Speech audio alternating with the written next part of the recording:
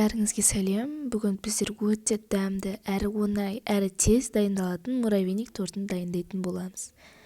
Прям өте тез дайындалады. Ол үшін бізге қажетті ингредиенттер: кішкене сары май, бір жұмыртқа және бір ыдыста ұн, разрыхлитель және қантты араластырып салып қойдым.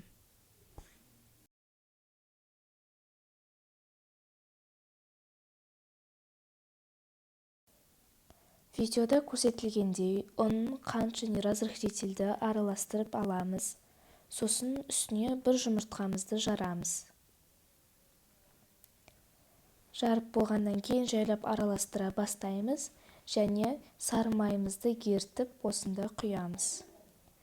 Еріген сары майды кішкене суытып алыңыздар, себебі ыстық сары май өзіне ұнды көп алады. Көп алғандықтан қамырыңыз кішкене қаттылау болып кетуі мүмкін. Сондықтан да сары майды жібітіп, суытып алған жөн.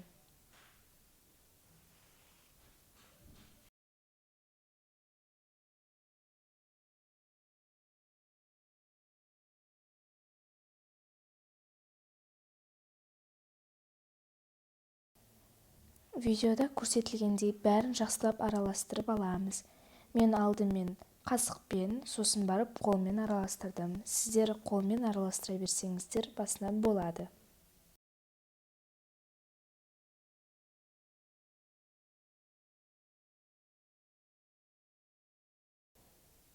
Бұл жерде ең бастысы ұнды өте көп қолданбау.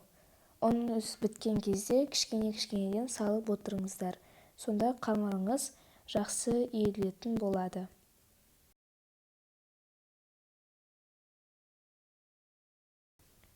Міне қамырымызды илеп болғаннан кейін салафанды пакетке салып, оны тоңазытқышқа 15 минутқа жібереміз. Кемінде 15 минут болуы қажет. Енді протеинімізді дайындап аламыз. Мен протеинге ұнды сеуіп алдым. Және үккіштің үлкен жағынан қамырымызды өткіземіз. Қамырыңыз тоңазытқышта кемінде 15 минут тұрғанның өзінде қамырыңыз жақсы қатуы керек. Менде уақыт болмағандықтан мен кішкене 5 минуттай ұстадым да, сосын үккіштен өткізе бердім. Бірақ 15 минут тоңазытқышта ұстап алған жөн. Міне 180 градуста 15-30 минут аралығында пісіріп алдым. Енді үстіне сгущенкамызды қосамыз. Егер сізде сгущенка болмаса, еріп тұрған сары майды қантпен немесе қант ұнтағымен миксерлеп алып, кремнің орнына қолдануларыңызға болады. Бірақ мен сгущенканы қолдандым. Сгущенканы қолданып, бәрін жақсылап араластыруымыз қажет.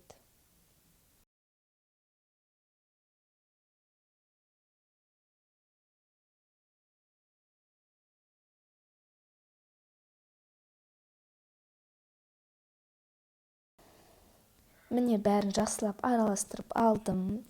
Енді муравейниктің бетін тегістеп, холодильникке 15 минутқа салып, сосын ыдысты төңкерсеңіздер, муравейник торт шығады. Бірақ мен олай жасамадым. Мен басқаша әдіспен жасадым. Мен тортты рюмканың көмегімен жасадым. Мынандай көлемі 3 бұрышты рюмканы алдым және үстіне муравейникті салып, жақсылап үстінен қасықпен бастым. Міндетті түрде қасықпен жақсылап басқан жөн, себебі муравейник рюмканың 3 бұрышты формасын өзіне алуы қажет. Егер сіздер баспасаңыздар, ол сосын төңкерген кезде тарелкенің үстінде құлап қалуы мүмкін. Сондықтан да жақсылап басқан жөн. Міне қараңыздар, мен үстінен жақсылап бастым. Енді тортты жасайтын тарелкені алып, үстіне осылай төңкеріп жайлап шығарсаңыздар, осындай 3 бұрышты әдемі кекс сияқты торттарымыз шығады. Осылай муравейниктің бәрімен Егер муравейник өз формасын ұстамай тұрса, онда рюмкаға салмастан бұрын 10 минутқа холодильникке сала тұрыңыздар. Сол кезде сгущенкамыз кішкене қатайып, өз формасын ұстап тұратын болады. Егер сізге жасаған бұл муравейник тортымыз ұнаған болса, Бұл видеоға лайк басып, каналға тіркелуді ұмытпаңыз.